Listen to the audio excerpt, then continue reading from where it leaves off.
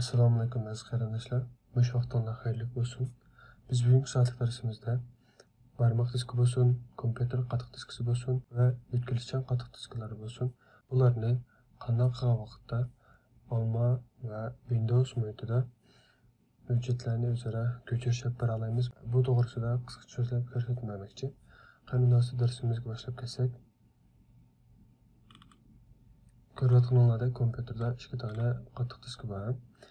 Bu qatiq diskininki format sistemasi ko'rib bakılan bo'lsak, xosliklarga hujjat sistemasi interface. Ya'ni bu Windows'ga xos bo'lgan bir sistem bo'lib, bevosita bu şekilde normal Windows muhitida hujjatlarni ko'chirish bera olamiz va bularni yana o'xshash ko'chirish bera olamiz. Hech qanday masala ko'rinmaydi. Endi biz buni Alma muhitida sinab bakaylik. Ko'rayotganinglardek biz Alma muhitiga keldik.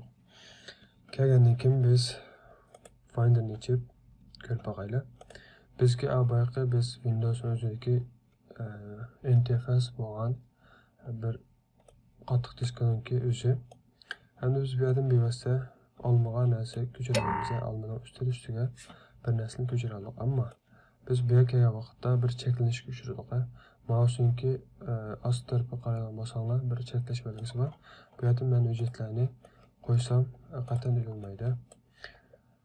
Bunun sababi bunun format sistemisi Windows muhitiga xos bo'lganligi uchun Alma muhitida hujjat ko'chirilmaydi, faqat hujjatni biz o'zimizga ola olamiz.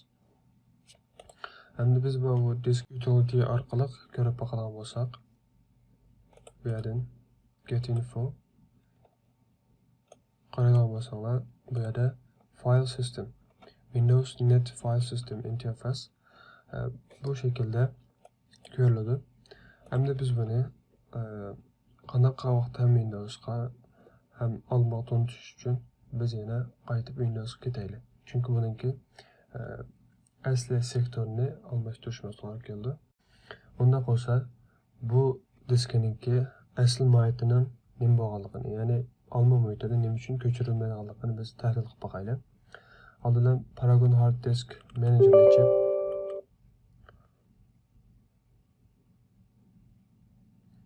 bu programma maxsus qatiq disklarga bo'lgan bütün tanishishlarni bera olamiz. Bu yerdan qarasanglar BASIC GPT, ya'ni BASIC GPT Hard Disk. Bu şekilde bo'lganligi uchun Almada ko'chirilmaydi. Ya'ni bu şekilde bo'lganligi uchun Almada ko'chirilgan shaklda biz formatlayolmaymiz. Formatlayolmaganligimiz uchun Almada narsa ko'chirolmaymiz va faqat o'qiy olamiz. Biz bu şekilde qanday Almaga ham Windows'ga ishlata olamiz. Bevosita mouse'ni o'ng ko'rib kelib, bu yerdan convert BASIC GPT to BASIC MBR. Yani bu şekilde qilsam bo'ldi. Men bu program orqali faqat bu qatiq diskining, ya'ni bu kompyuter qatiq diskamninki nimasini ko'rib olgan bo'ldim. Buningki asosiy qurilmasini ko'rib olgan bo'ldim hozirga. Bundan sonra biz kontrol taxtasining Windows knopkasi bilan Arm knopkasini tanlasimiz. Basqandan keyin bu yerga ijro qilish ko'zga chiqadi va men bu yerdan CMD ni bosaman. CMD. Bu yerdan biz tunji basalımız disk part. Shundoq list disk. Yani qatiq disklarimning tizimligini chiqarib berganda bunda chiqdi. Bu disk 0. Hozir biz ko'rib o'tmoqchi bo'lgan GPT odatdagi faqat Windows xos bo'lgan bir qatiq diski. İkincisi Alma sistemi qo'shilgan qatiq diskim. Üçüncüsü Windows sistemi qo'shilgan qatiq diskim. Ham men bu yerda GPT'ni MBR'ga, yani GPT shaklini MBR'ga o'zgartmoqchi. Bu yerdan select disk 0. Bu yerdan 0 diskini tanlash buyruğunu verdim. 0. diskini, disk 0'ni tanlash buyruğunu verdim ve tanlandı. Bu yerdan bunu cüyümüze clean. Bu yerdan tamamen juyuldu. Endi biz buni MBR şekilde almıştırımızı convert MBR ko'rayotganinglardek MBR formati almıştı. Hem de biz yana paragon hard disk orqali ko'rib boqaylik.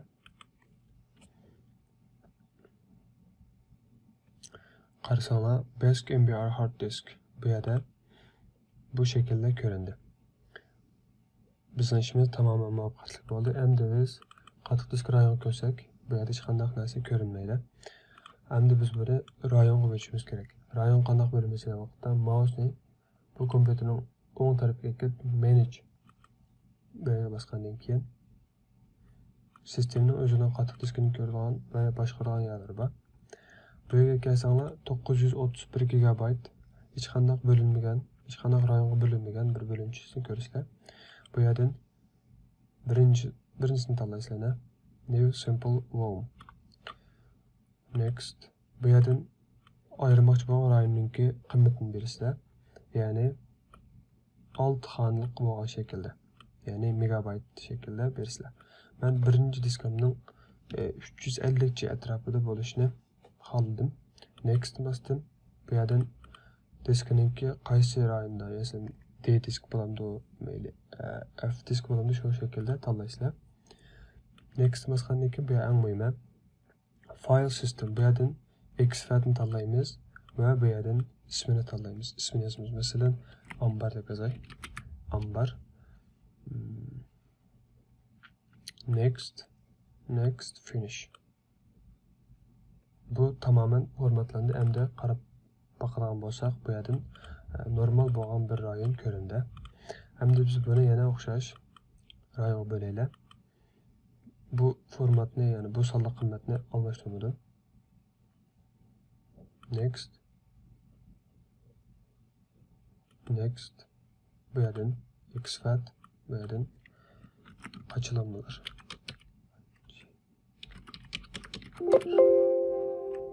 Bu yerdan shu diskning ismini belgiladim. Next, finish.